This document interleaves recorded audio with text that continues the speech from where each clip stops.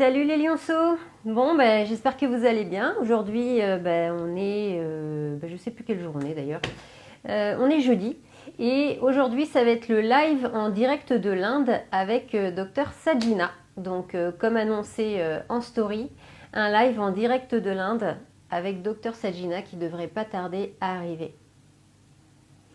Donc aujourd'hui, on va vous parler d'un sujet dont on entend tous parler depuis qu'on est né, presque, qui est le sujet doit-on manger 5 fruits et légumes par jour comme on nous rabâche les oreilles depuis tout petit. Et on va... Alors, on attend Dr Sajina. Dans 3 secondes, elle devrait apparaître à l'écran. Namaste. Hi, how are Hi, you? Sajina. I'm fine, and you? I'm fine, I'm fine. How was your trip and all? My what? Trip?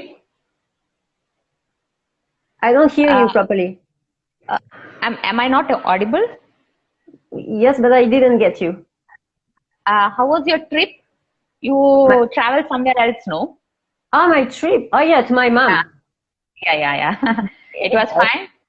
Yeah, it was okay. Yeah, Quite how's your okay. mother? She's also good, I think. Yeah, she's good. Yes. Okay. Mm. And Then, how is everything in India for you? for me, and not for me, in India, everything is quite good now. Yeah. I Not think for for you? you all, yeah, for me also good. COVID condition is getting reducing, no? Yes, of course. Right. Yeah. Oui, And donc your cat is excusez. there? Yes, no, he's outside. Okay. Okay. Yeah. Oui, excusez-nous, on prend des nouvelles de nos familles, de nos chats, tout le monde va bien. Oui, alors aujourd'hui, comme je vous disais, on entend souvent parler de on doit manger 5 fruits et légumes par jour. Alors, qu'est-ce qu'en dit l'Ayurveda? Déjà, on va vous faire un petit résumé en quelques mots de ce qu'est l'Ayurveda. Sajina, Yes. could you talk about Ayurveda in few words, explaining what it is? Why not?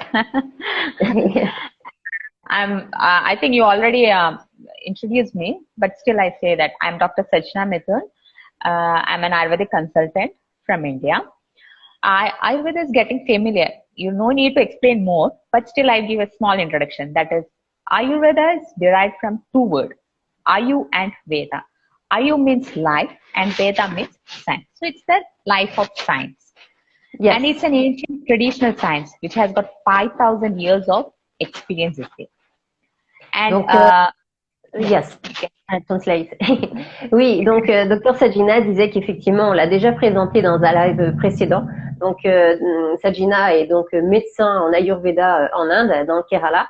Elle exerce en même temps en hôpital et en même temps à son cabinet. Et effectivement, l'Ayurveda, on en a déjà parlé, mais se résume en 2 syllabes, Ayurveda, ou Ayus Veda, qui veut dire connaissance de la vie. Et c'est donc la médecine traditionnelle indienne qui maintenant a 5000 ans, 5000 ans en tout cas de façon connue, mais date certainement de plus anciennement. Yes. in the way of treatment, Ayurveda, the ancient traditional science is entirely different from other science. That we are treating from the root itself. That we are treating the disease from the root itself. So it never come back. How we are treating means we will ask all the present condition, history, and history of the family. And from there we come to know what type of prakriti he or she is having. Prakriti means constitution. Oui. Et donc l'Ayurveda effectivement ne va pas traiter le symptôme, mais va vraiment aller à la source. Donc vous pouvez avoir 10 personnes qui vont venir pour le même symptôme. Bah, ces 10 personnes vont pas être soignées bien sûr de la même façon puisque le symptôme peut venir de sources différentes. Donc on analyse la source, on pose effectivement plein de questions, que ce soit sur l'historique du patient ou même l'historique de sa famille.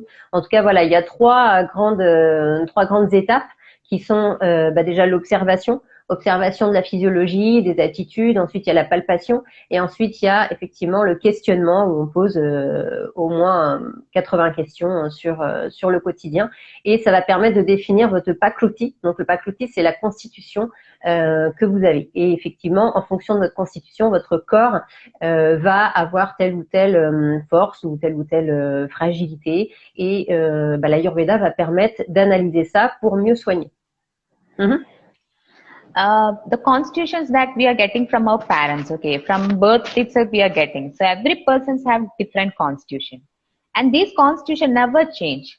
It will be same as it is. Only if there is any imbalance in the body, it becomes Vikruti. That is the disease.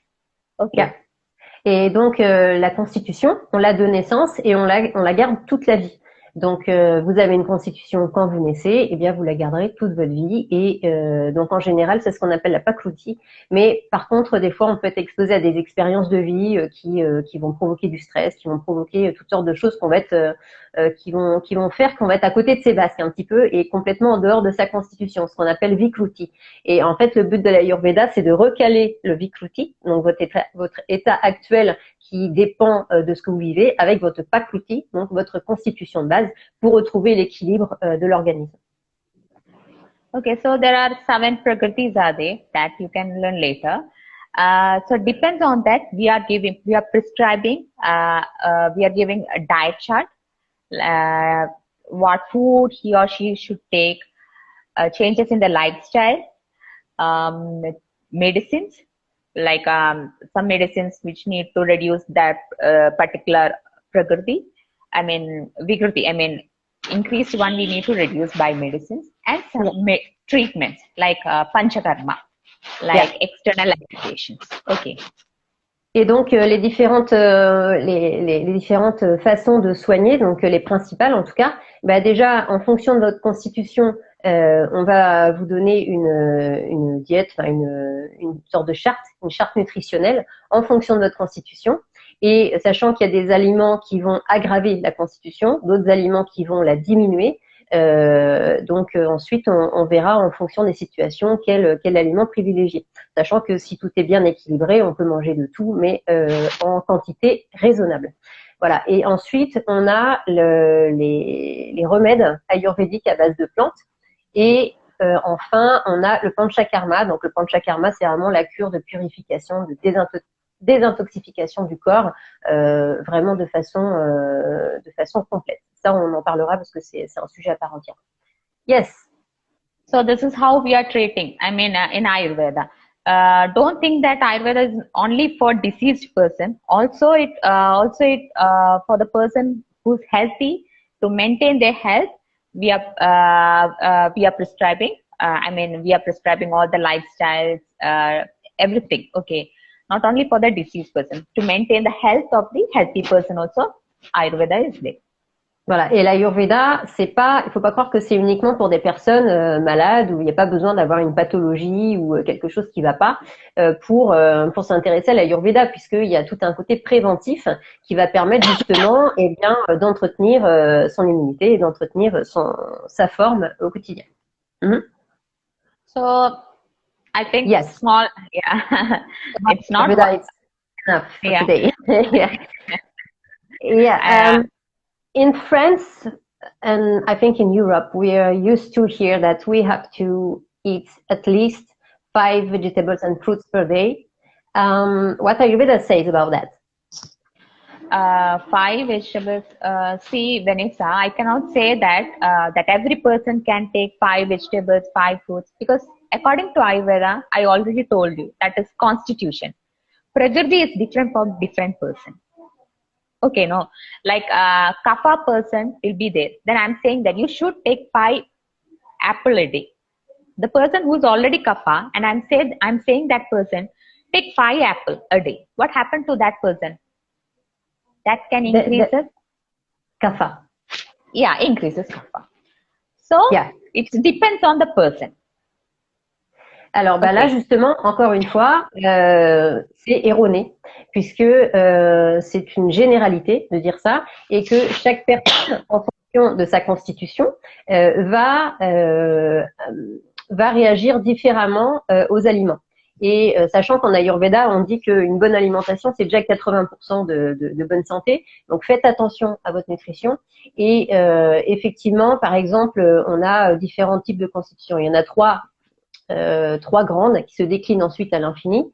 Mais par exemple, prenons une constitution qu'on appelle kapha, qui dans son côté physique, on est plus dans des personnes flegmatiques. Après, c'est compliqué de résumer, mais en tout cas, vous pourrez nous poser vos questions. Mais prenons une personne kapha. Si on lui dit mange 5 pommes par jour, et ben le truc c'est que ça va augmenter le kapha en cette personne-là. Et donc, même sans connaître les constitutions, vous pouvez imaginer que quelqu'un qui est kapha, si on rajoute du kapha, eh bien, ça va le sortir de sa constitution parce qu'il va y avoir un trop-plein. Voilà, donc même sans connaître l'Ayurveda, rien que par cette petite explication, normalement, vous devez saisir la nuance. Donc, effectivement, il n'y a pas besoin de 5 fruits ou légumes par jour, ça va dépendre de la constitution de la personne. Donc, il faut une charte nutritionnelle adaptée au fonctionnement de votre corps. Okay, so according to Ayurveda, we'll say that fruits and vegetables are one of the healthiest food in the world. And there is also some restrictions. Every food has their own restrictions. Like you should take fruits 1 hour before food, or 1 or 2 hours before food, or 1 or 2 hours after food. Alors, and don't mix. Yeah, you can translate. En Ayurveda, on dit qu'effectivement, les fruits et légumes sont vraiment très importants dans l'alimentation. C'est à privilégier, mais encore une fois, en fonction de notre constitution. Et on dit en Ayurveda que les fruits, par exemple, doivent être consommés 1 heure avant ou 1 heure après les repas, mais ne pas mélanger les fruits avec les autres constitutions d'aliments et de saveurs. Okay. 1 hour before or 2 hours before or after the food. Should not mix with any food. What happens means it leads to indigestion in the body. So, et voilà. Yeah. Et on dit qu'effectivement en Ayurveda, quand on mélange les fruits avec l'alimentation autre, eh bien ça va créer de l'indigestion. Okay. Also, we will say that until 4 p.m. you can take fruits. After that, you should not take, because after sunset, our digestion will be very slow.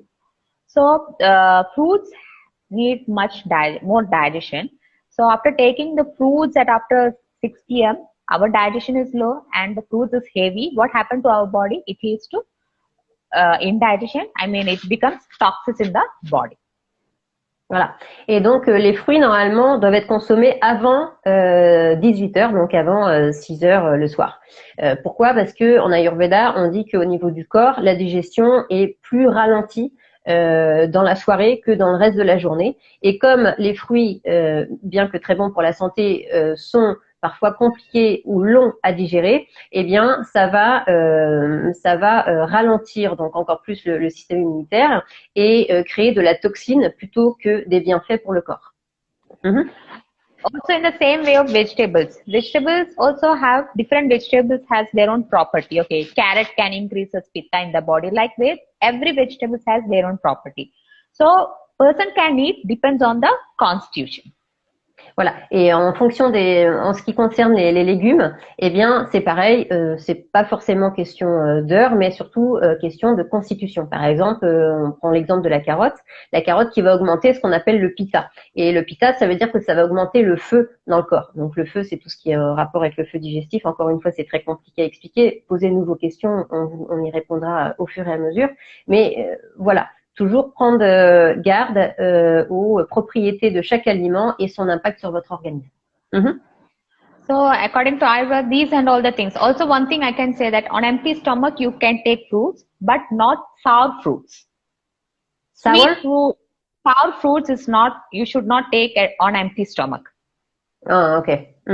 Et donc les fruits, on peut les prendre à jeun, mais par contre pas des fruits acides.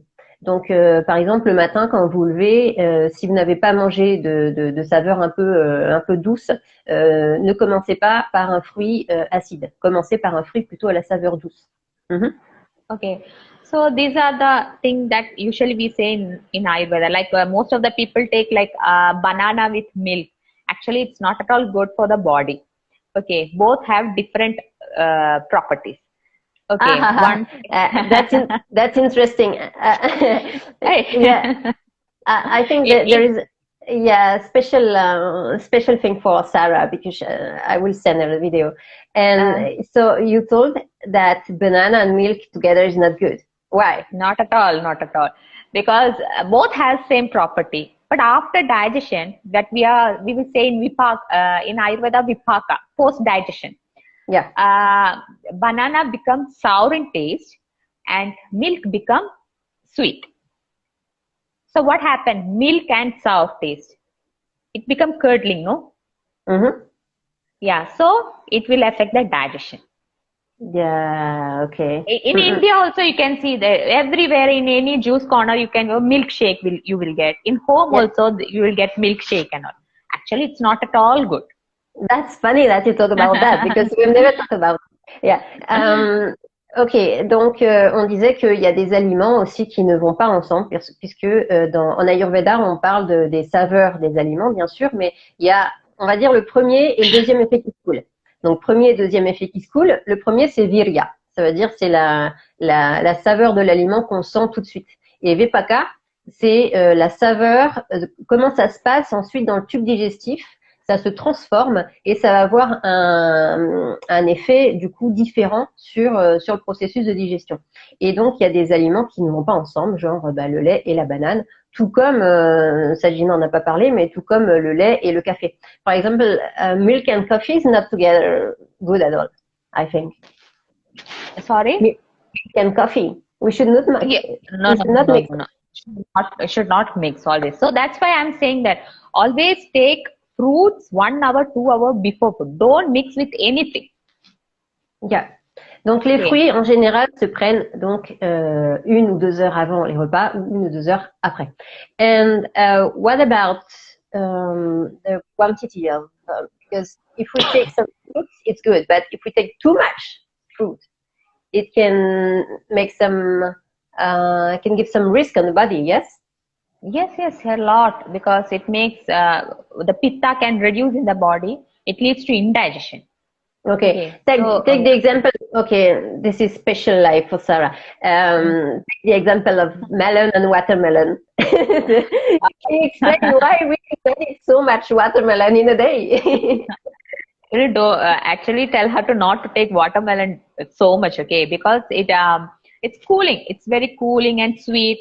It can increases kapha in the body, okay, and reduce vata in the pitta. So if you're taking too much kapha in the body, reduces digestion, and it can block the respiratory system and all.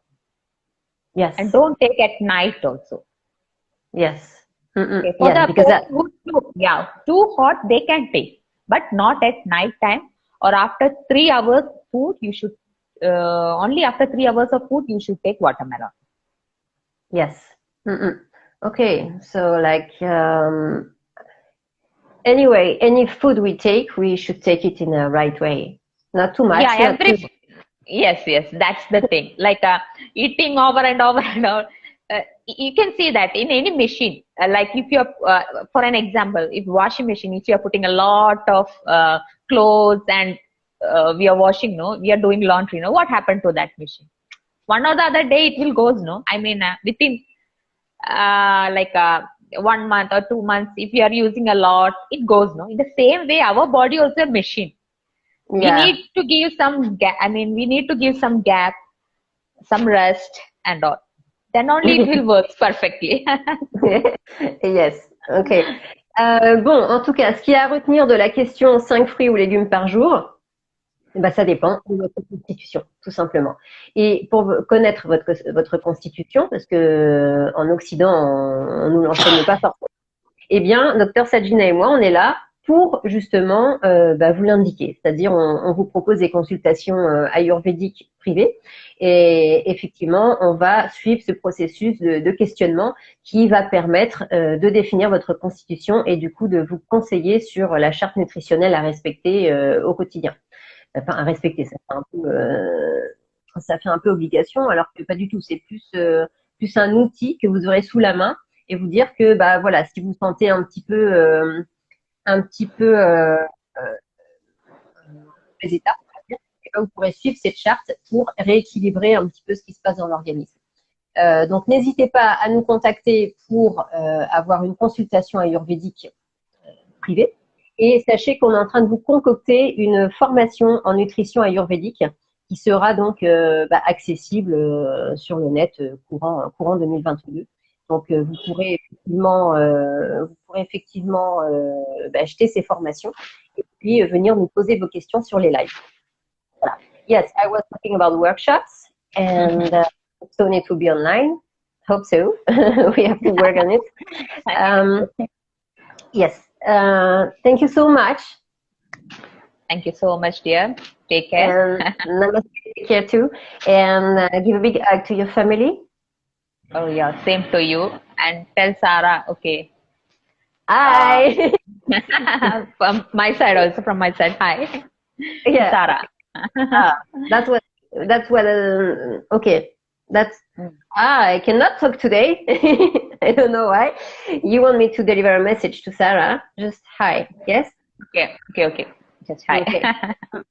Bon, bah Okay, voilà, on a fait une spéciale dédicace aujourd'hui. En tout cas, ce live déjà pour vous donner quelques indications. Et on prendra quelques situations comme ça au fur et à mesure des lives pour que vous compreniez un peu mieux comment l'Ayurveda peut vous aider au quotidien.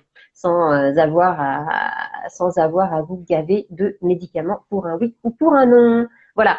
En tout cas, on vous souhaite une bonne journée et on vous dit à très bientôt pour un prochain live. Thank you, Sejina. Thank Namaste. you, Vanessa. Thank you. Namaste. Bye. Bye.